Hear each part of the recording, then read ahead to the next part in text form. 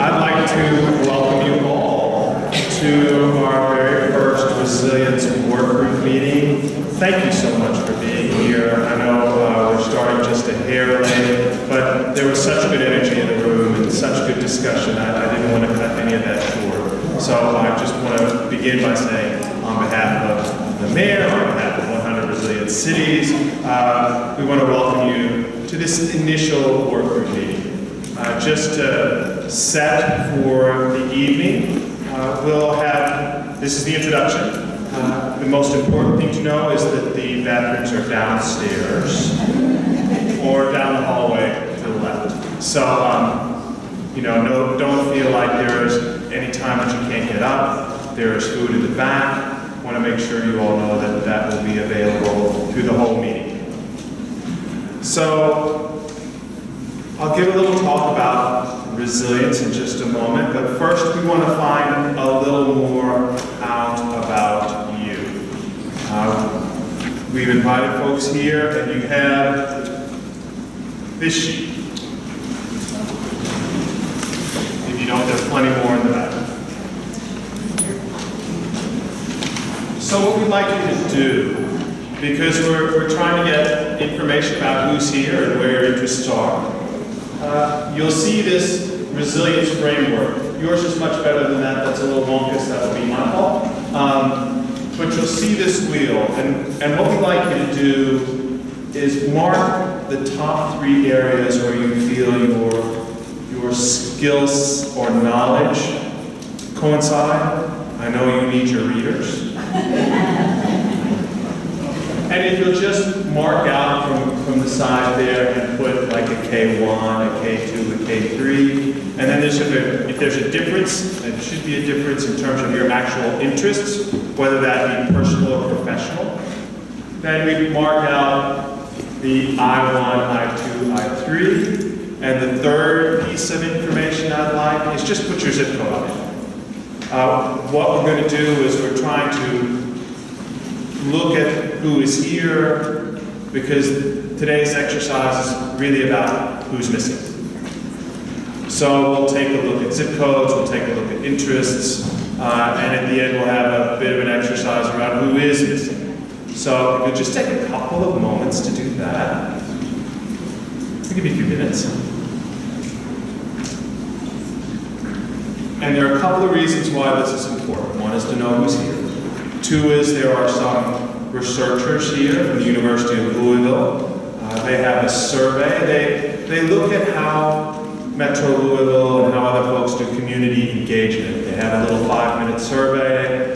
I will make this announcement again towards the end. And they'll be here. We'll have food for you still, it looks like.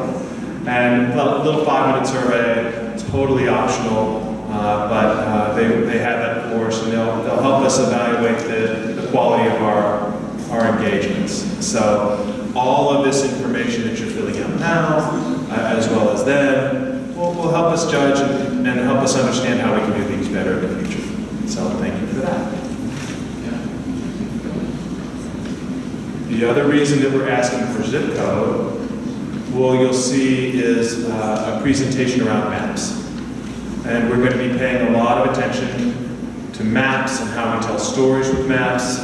Many of you are aware of the redlining maps that have been done. So this will be how do we translate this work that we're doing together, this discovery that we will be going through together, and translate that into something that's tangible and we can look at and share with our community.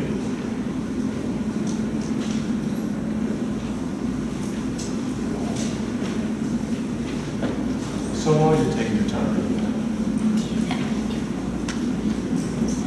Louisville is this will be a brief introduction to 100 Resilient Cities. I am your Chief Resilience Officer from Louisville. So what does that mean? Louisville is a part of a group of 100 resilient cities across the world. The 100 Resilient Cities group is fully funded at this point by the Rockefeller Foundation. I'm so pleased for that because they pay my salary. They also pay for our strategy partner. Jessica, will you stand for just a moment? Perkins and Will. They help us as we work through strategies, and Jessica's here from Atlanta. Thank you, Jessica.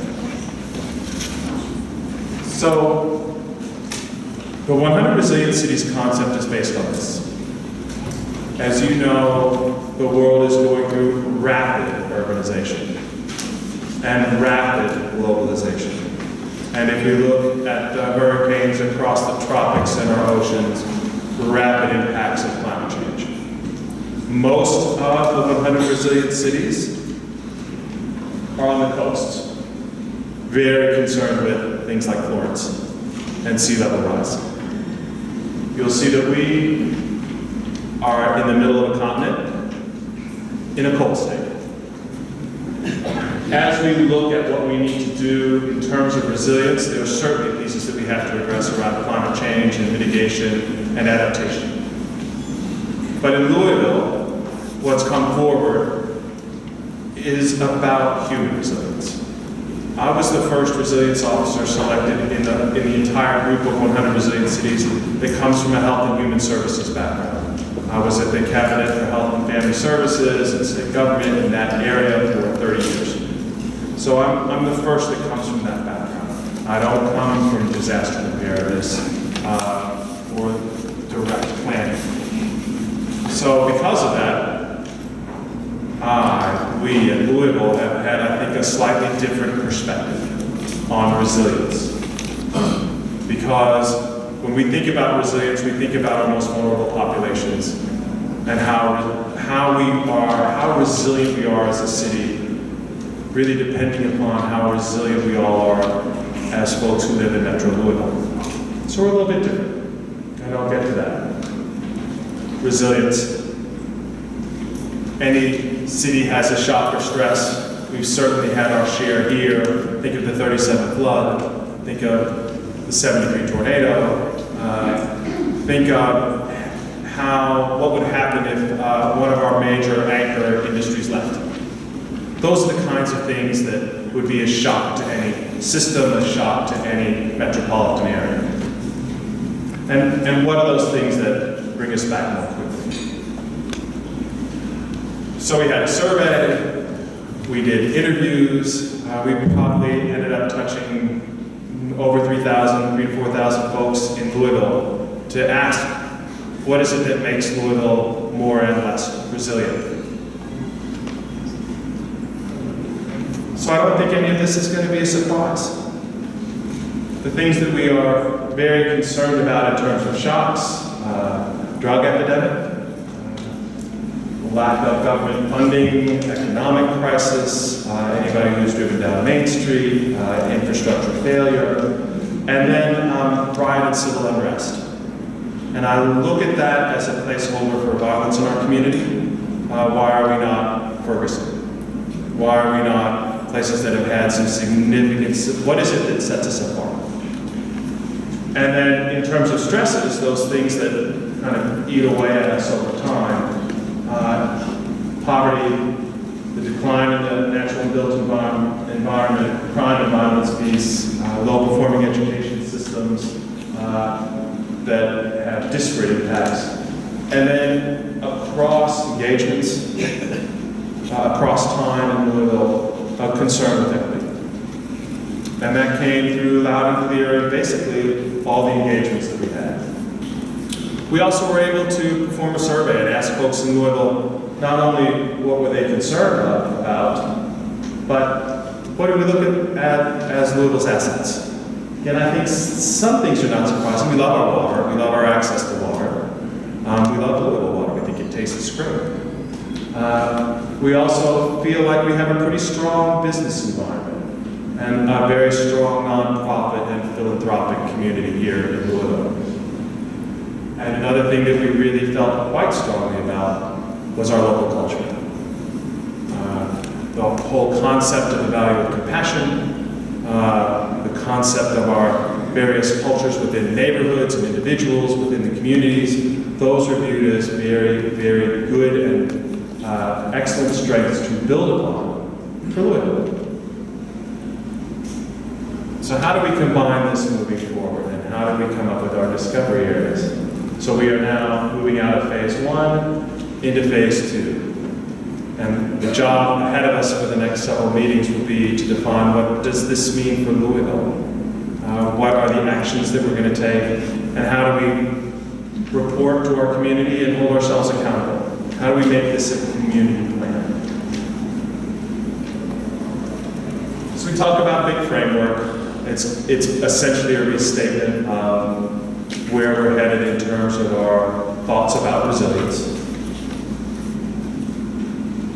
The most important piece, one of the most important pieces, is that we're going to look at everything through an equity lens. This was a negotiation with 100 resilient cities, and they felt that it was important, and we felt it was important from talking to our community as we look at solutions, as we look at actions. How does that help us promote equity across our community? In keeping with our strong belief in our cultures and arts, we want to make sure that as we look at how we work with cultures and how we come up with actions, what are those things that get our heads and hearts in different places? What are those things that make a difference and we can work to build upon? We're going to work in partnership with Imagine Louisville 2020. And as we come up with ideas, they will be helping us to translate some of that to arts institutions, expectations that we might have of each other, and hopefully give us some assistance as we think about how we operationalize pieces. So the discovery areas, I think you will find, or I hope you'll find, will resonate with you in the room. We have this strong culture of compassion.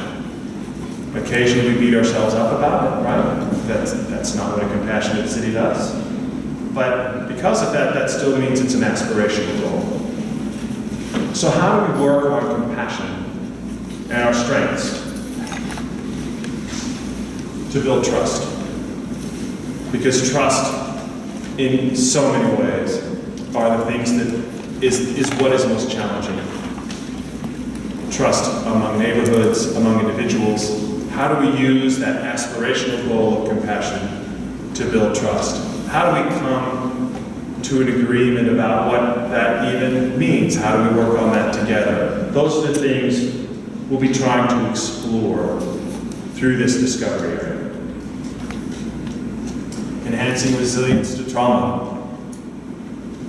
There are many systems of trauma in this community, in this nation, in this world. So how do we acknowledge that trauma exists, both from an historical perspective, an institutional perspective, and a personal perspective? And how do we help build resilience to that trauma?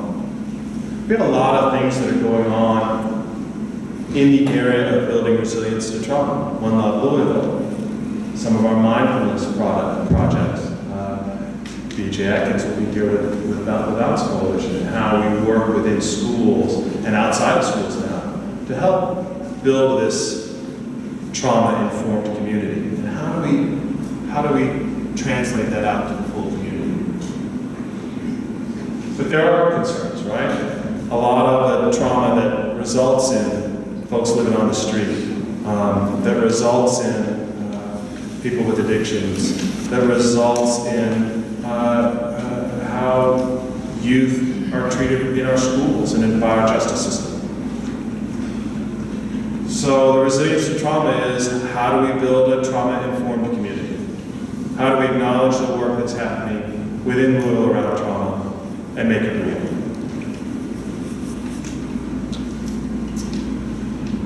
There's also a lot of work then. Those first two I consider to be foundational. We'll never quite get to the rest of the work that we have to do unless we're able to figure out how to deal with those first two.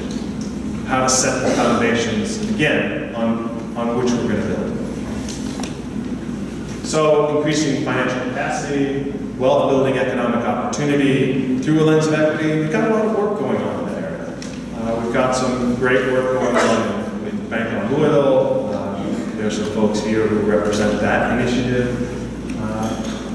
And we have some diverse economic drivers in our community.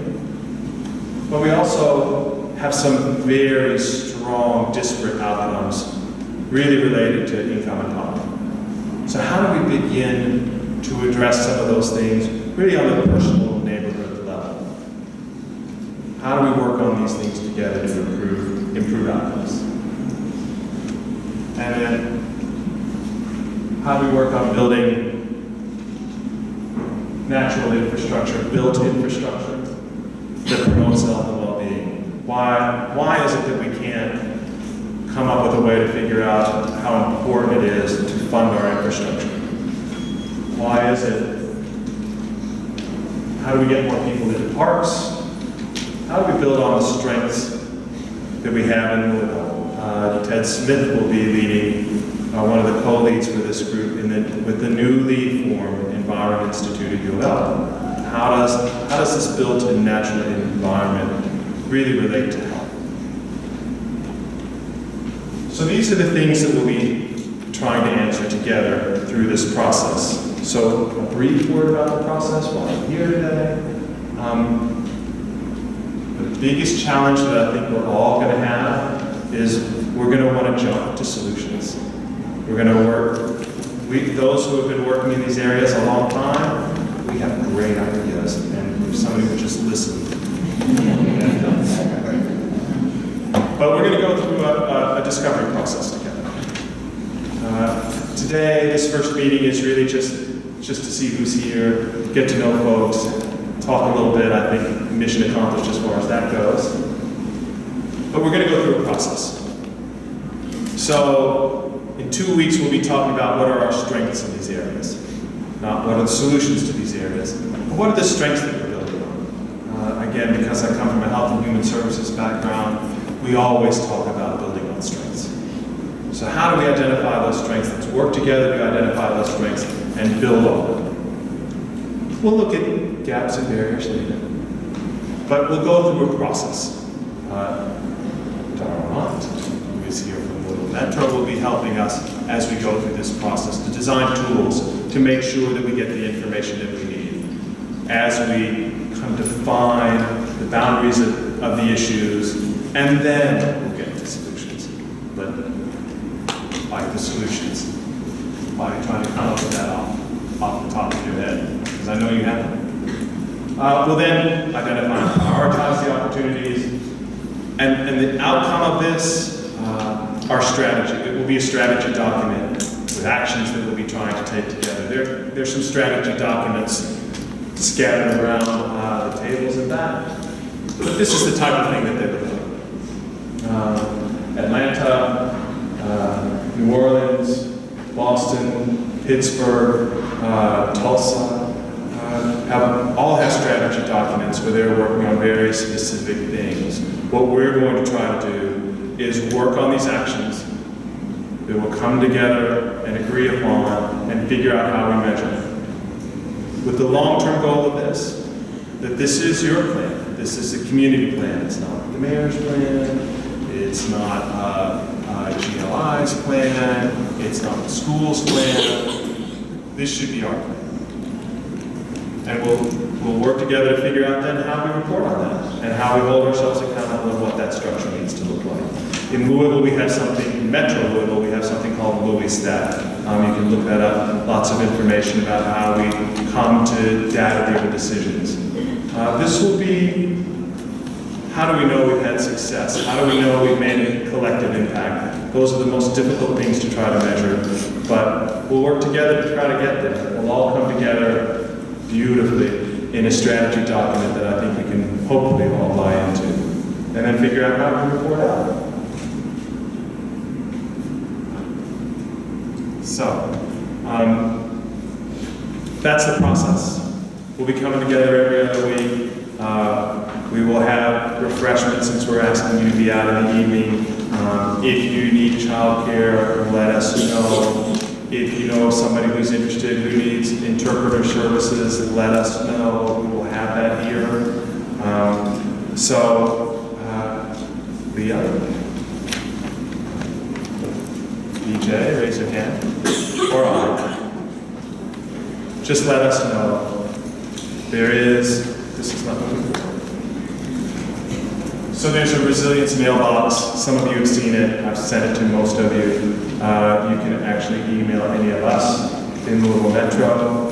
And I just want to thank you all again for being here today, and we'll get on to an equity presentation. So I'll introduce Kelly Watson, who is our Chief Equity Officer. And the reason we're having an equity presentation is because it is the lens that we're going to be using. It is the lens that we're going to be using. It is what has come back from across the community. And Kelly and I will be working together so that as we're developing strategies, as we're developing actions, we'll be looking at it through a lens of equity. And we'll hopefully be working together with a group that we're going to ask to help us with equity, both with equity and resilience. And we're trying to, and we'll be trying to, fit in with as many existing initiatives as we can. So I'm very excited. Kelly and I were appointed on the same day to our respective positions. That's even better. And we have offices next to each other. So equity and resilience are firmly linked. Thank you to my sweet mate here. Okay, so this is a short presentation. What I'll go over with today for you is just a little bit about some context around equity and a little bit about what Louisville Metro government and how we are embedding equity within our operations, and then a little bit about how Eric and I will work around equity and resilience. So, take the page down.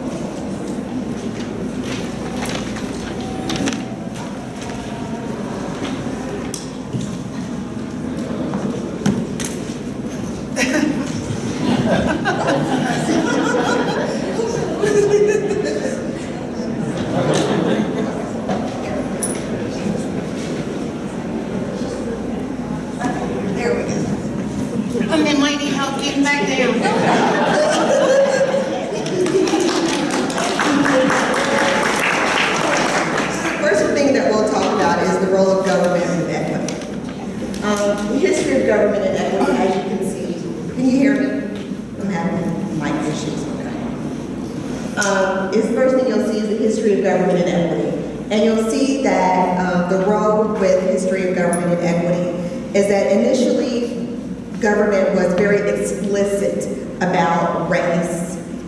Government explicitly created and maintained the role of race with equity. And that you'll see in that first poster that you'll see was that we were very explicit about calling out race and placing it and treating it intentionally different. Next you'll see we became very implicit about the role of government and race.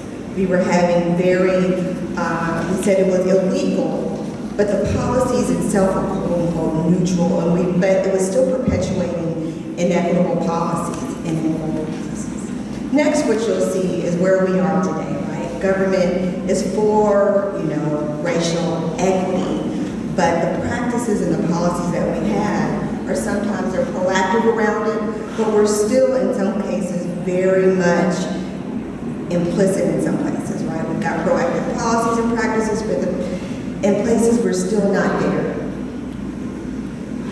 Race in the context, being the mic or not. Can y'all hear me? Yes. Okay, there we go. So what you still have here is race in the context of the U.S., right? We're supposed to be very post-racial right now, but are we really? Let's think about where we are today, right? The last elections, lots of dog whistle context going around, everything that we're seeing right now. This is not where we are, right? Think about that. So now we're going to talk about what national best practices look like. For the last couple of years, Louisville Metro has been engaged in a grant process with Living Cities and with the Government Alliance on Racial Equity. And what we've been doing for those 2 years is really studying what national best practice looks like for embedding equity within municipalities and working with a cohort of other cities. First thing you have to do is you need to really visualize visualize what that looks like and how you would want that to be. Then you would look at what you do is you normalize what that is. You look at a shared analysis and definitions, and you do it with a sense of urgency and prioritizing what is going to be a best practice around that. When you say normalizing that, that is really looking at training. So you train and you look at what those definitions will be within Louisville Metro government. And so for us, what we have done is we are now training our employees on implicit bias and what advancing racial equity looks like. So that would be what I call Equity 101, okay? Next, what you do is you think about what your structure will be. You're going to organize. And you also develop partnerships externally within the community on what that looks like. And then you look at operationalizing, and you look at tools around what that is. You develop data and strategies around how you're going to embed that within your structures. Going back to definitions, what does racial equity mean? It means you're going to close the gaps so that race does not predict someone's success. And while you're also trying to do that, you're going to improve outcomes for everyone. Think about the health equity report that the Center for Health Equity has put out, right? Those are major gaps, those disparities that show within Louisville, the health outcomes among zip codes just within our city alone, right? That is a 12-year disparity just among zip codes within our city. Those are the type of outcomes that we're trying to affect when we talk about equity within our city. So to do that, you have to really look at targeting strategies to focus on those improvements that are worse off, but you also have to move beyond services and you have to focus on changing policies, institutions, and structures, and that's why it needs to go further and look at those practices and the actual things that we're doing, and that's why you need those tools that we'll talk about in just a few minutes.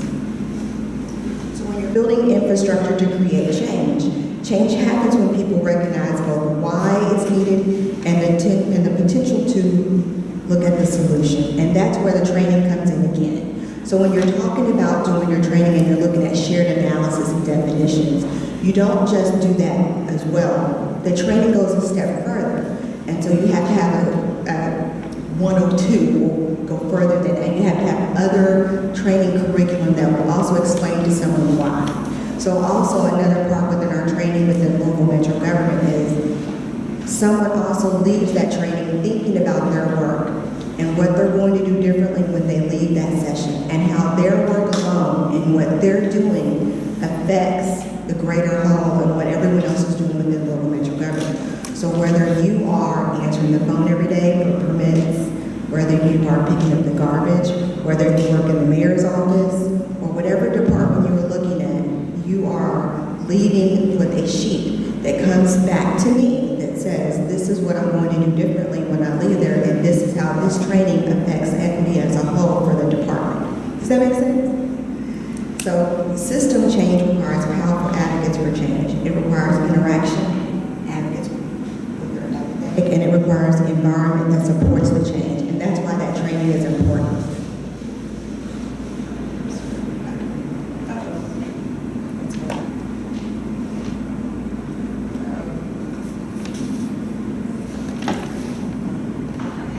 I think I mentioned before about the racial equity tool. The tool is a process and it is a product. So you're putting information in and you're getting things back out. So the tool is you're looking at desired results, you're looking at analysis of the data, you're looking at community engagement, you're looking at strategies for racial equity, you're looking at implementation of the plan, and you're looking at the communications and accountability. These are 6 basic steps, but what we've done in local metro government is we have adapted these steps to what really fits with local metro government, and there are interim steps in between there. So additional steps that you're looking at when you're going through this process are you're looking at stakeholders within the community that you're dealing with when you're going through this process.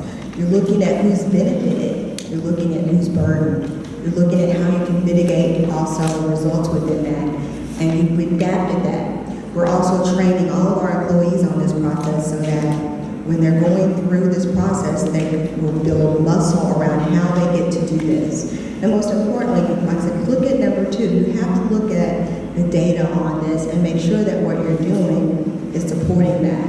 that make sense? What you see here, and I'm sure you can read this right now. This is just one of the pages from our Louisville Metro Equity Plan. Enterprise-wide, the equity plan deals with contract and procurement, it deals with workforce equity, and it deals with youth. And we are applying that tool that Louisville Metro government has developed in all aspects of that. And so what we're doing with that is really going through an analysis of, for example, in our contracting and procurement, and how we can do better around trying to meet our goals for our minority, women, and disabled vendors, as an example. We're also looking at how we can do the same thing in our workforce equity and make sure that the workforce of Louisville Metro government looks like the breadth and depth of the community all up and down, and not just in one department or at one level. Does that make sense? The other thing that's also happening within Louisville Metro government is each department is also developing its own equity plan. And it will look quite similar, and it will deal with contract and procurement, workforce equity, and then it will also deal with what it has going on in operations for the department. And these plans will then be measured across, as Eric mentioned, our STAT program. We'll have measures where things that are based in workforce equity and contract and procurement will then be measured within our STAT program. Because as we know, what gets measured is what gets paid attention to, right? So you all will be able to see and then hold Metro government accountable for those same measures. Does that make sense? So as we start to roll these in, as departments start to develop what their measures and their plan will look like, we'll be able to see those as well. Now we're going to start to have a lens and work through your groups.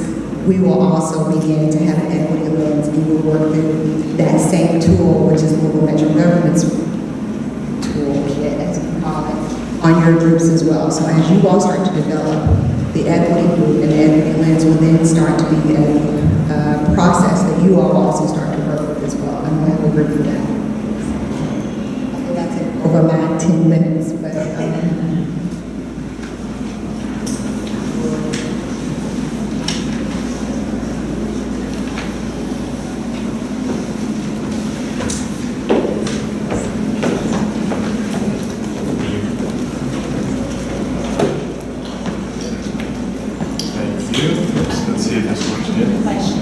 Yeah. So why don't we break for a moment to take some questions? Any questions about this so far? We've had a couple of presentations. I promise you this is the only time we will present to you.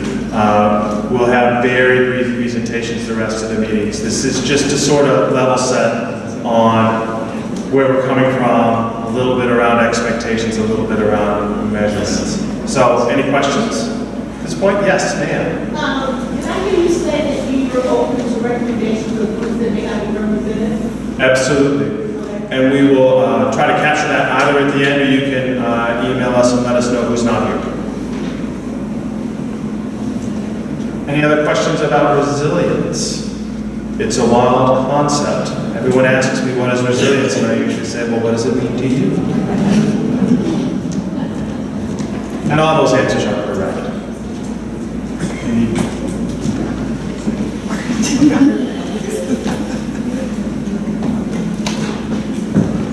Yes. Yes. Did you? I had a question on your racial equity plan.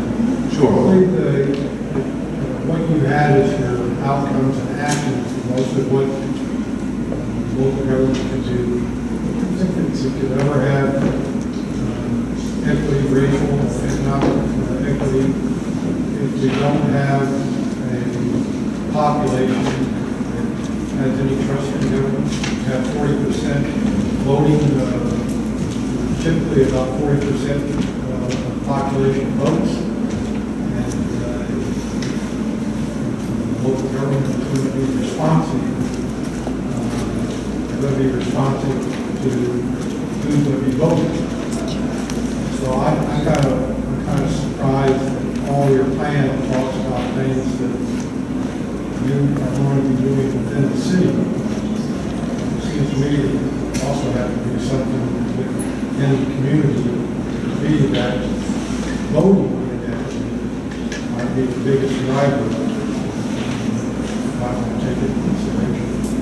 I think that's an excellent question, I think that's an excellent question. And really, it's the reason we have the compassion and trust piece, and it's the reason we have the equity piece, because this plan should be a community plan. And this plan, I hope, should try to focus on particularly that first discovery area. How do we build trust? That's a delicate thing. It's hard to build and easy to lose. So I would hope that as we talk through some of these things around compassion and trust, resilience to trauma, that's why I say those two pieces are foundational, because it is about why are people engaged and not engaged, right? Why is there this, where there's not trust between government or organizations? So how do we work on that together? So I think it's an excellent point. The racial equity plan was originally designed. Metro Louisville really can't go out and preach unless we've got something a little bit better figured out for what we're doing. So that's why the focus of the equity plan is a lot internal. But here we're going to start talking about things with the community. Me into Louisville, I didn't even go there. So we're talking about how we more completely engage our community in discussions that are hopefully not threatening, right? But that are inclusive. Did I get to your question? We'll get to it. Okay, good. Yeah. Well, and the answer is I don't know. And part of the reason that we're here is that we're going to be on a journey of discovery together. I do not have answers. I do not have any expectations of the outcomes of this group, or the actions what we're going to come up with. I don't know.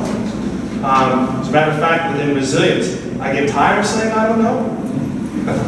But it is that we're going to be working on things together. If I knew already, why would y'all be here? Right? It's your all's good minds, your all's lived experience that will actually put life into this plan. That's why we're here together.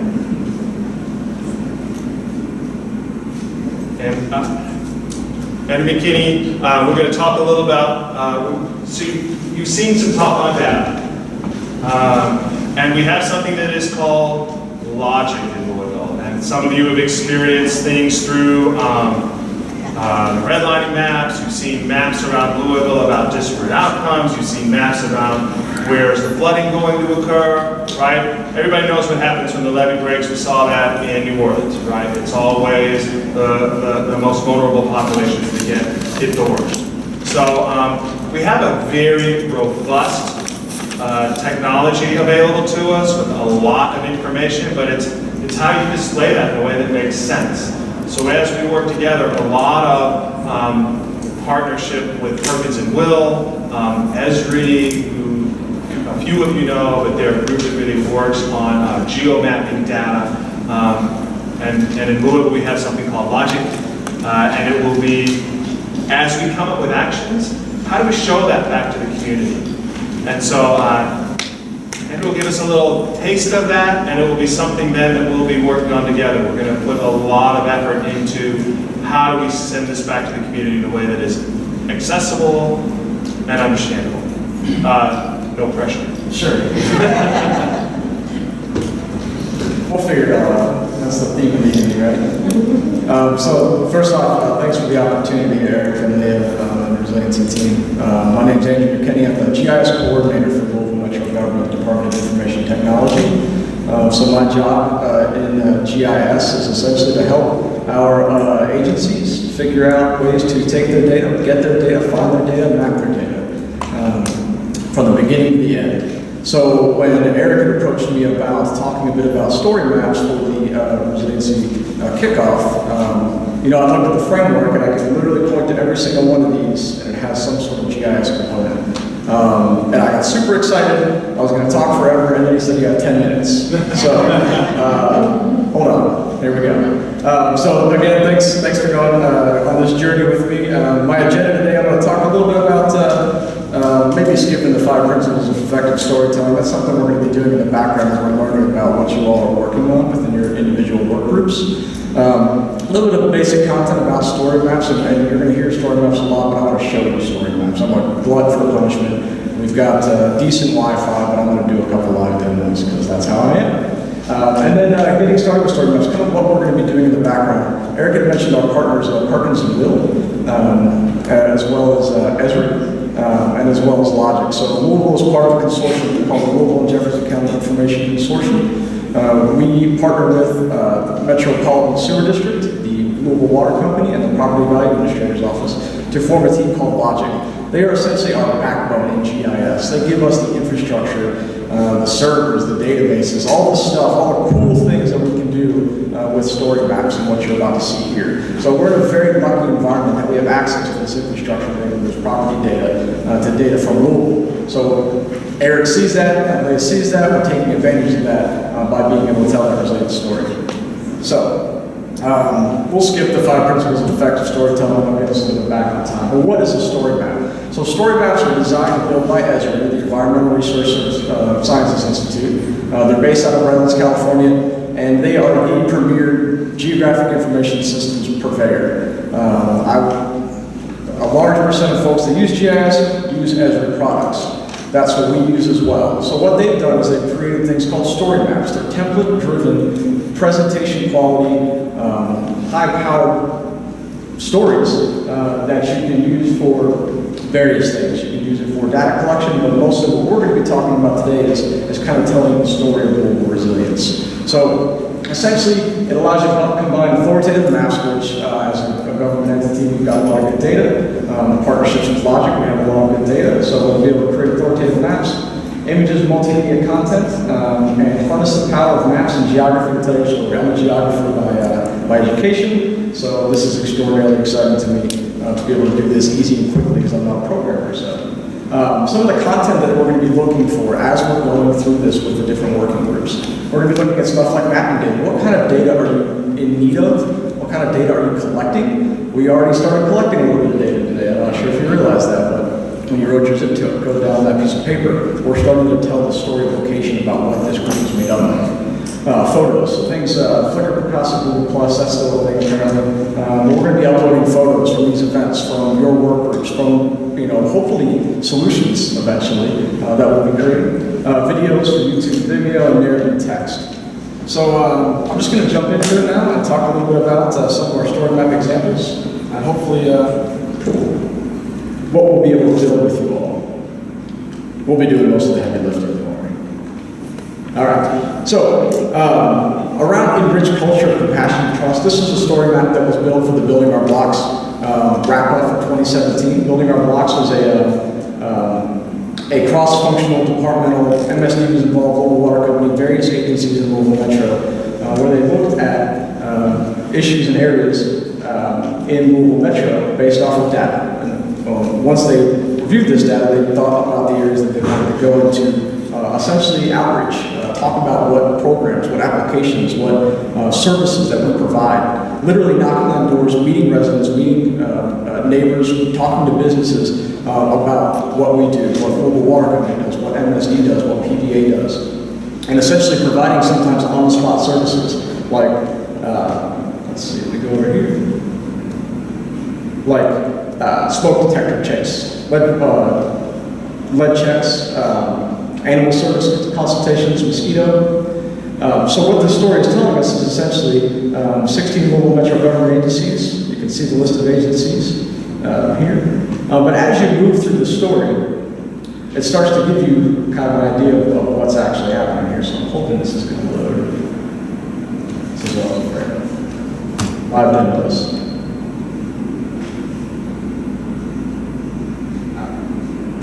There we go. Okay, so some of the things they looked at for the neighborhood selection was 311 calls, damaged carts, garbage violations, stolen garbage carts. So actually getting data from the information that we get from 311, information on Brightside, pre-K reading test levels.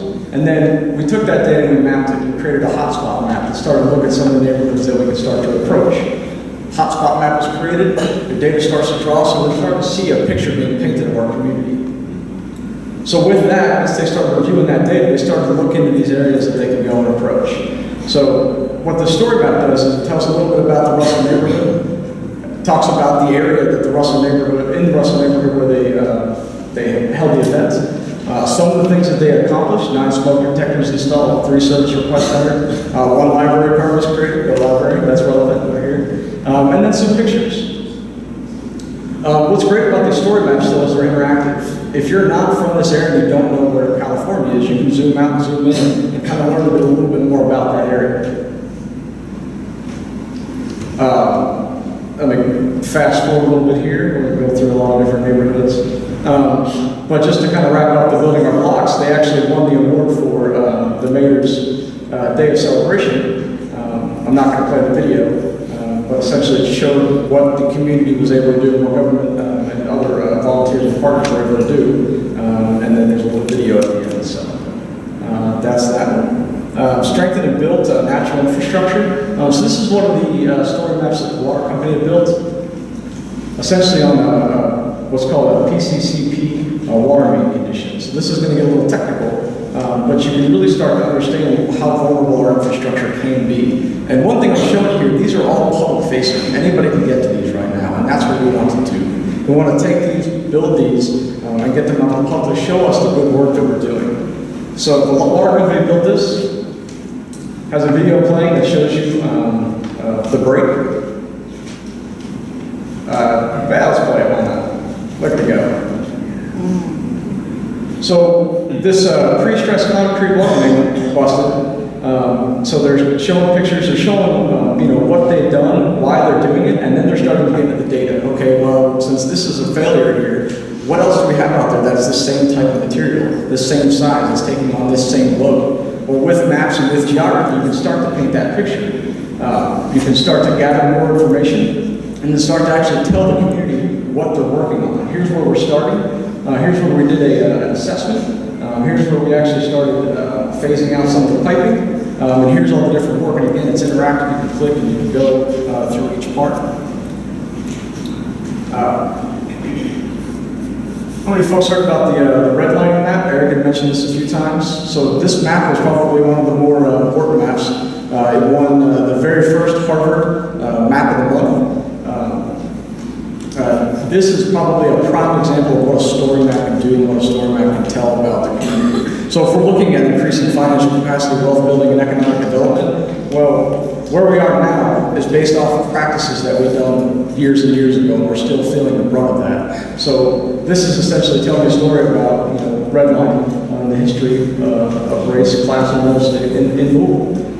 So this, again, just like all these other maps are interactive. If you haven't had a chance to play with this yet, please go out there and do this, because this is probably one of the better examples of a story map that's available to you. So, again, very interactive. The resolution isn't too great here. But you can zoom in and see where redlining happened. And as you pan over, you can start to see what neighborhoods were affected. Based off of some of these decisions that were made back in this time. Not only the magnifying glasses, but comparing race, again, with the demographic data as well as the redlining information. You can slide and start to see in 2010 the percentage of African American population and the redlining kind of match up in certain places, which it speaks words. It's powerful. When you see it on a map, it tells something. Again, I'm a geographer, so this is how I learn, this is how I understand, this is how I get our role in our community. But I think visuals are probably the most powerful way to get our point across. And then just one little item bonus before I stop. This is one on trauma. I was hoping to find something on floods. We don't really deal too much with fires here. But this one was built fairly quickly after the Star fire over in Reading. Another swipe map, but you can see before and after of what happened after these fires. This is a different kind of story map. This is just using pictures, very little narrative to actually show what happened. You can click on these 360 aerial views and actually have the 360 drone camera footage available to you to see what you can do. So, again, what we're trying to build, what I'm trying to essentially evangelize at this point is the power of what we have in our hands right now with logic, with our partnerships with Perkins and Will and Esri, And what I'm going to be kind of doing and hovering around and learning about the different focus groups, so we can start to tell the story of resiliency. So I think that's my time. Burn through it. So I'd love to answer some questions if I have some time. But you'll be able to see some of these as we go along. We're going to be working together and coming up with some of these story maps to show the public what we're working on here in resiliencies. Any questions? I can go on for another hour if you want to. I really don't want. All right. Thank you. Thanks for the ride. Appreciate it.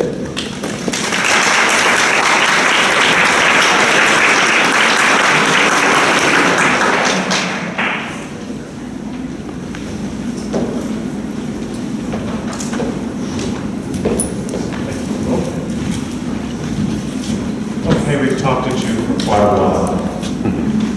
What we'd like to do is give you the opportunity to kind of gather around the areas that hold your interest. So there are 4 discovery areas. And really this is sort of meeting the folks who are the co-chairs. If we can, let's see, discovery area 1, Gina, Gina, Sarah. Yes. So you all probably need to stand together.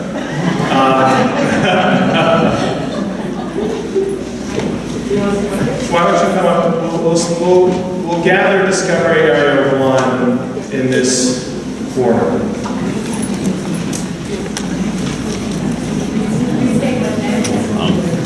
Discovery area 1 is enriching the culture of compassion to build trust.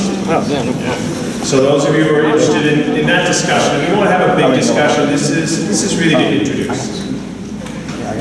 So discovery area 2, building resilience to trauma, Adria and BJ. Why don't you all we'll gather at this corner with Adria and BJ, and that is building resilience to trauma. So again, just gather around. Again, this is primarily an introduction.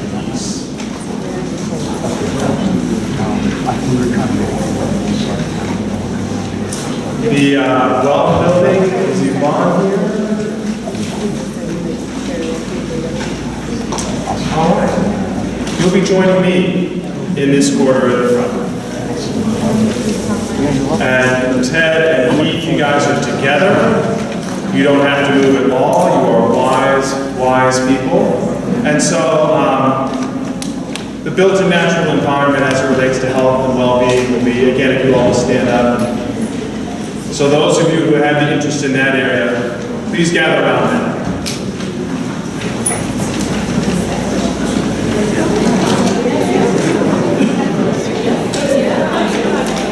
And we'll just take a few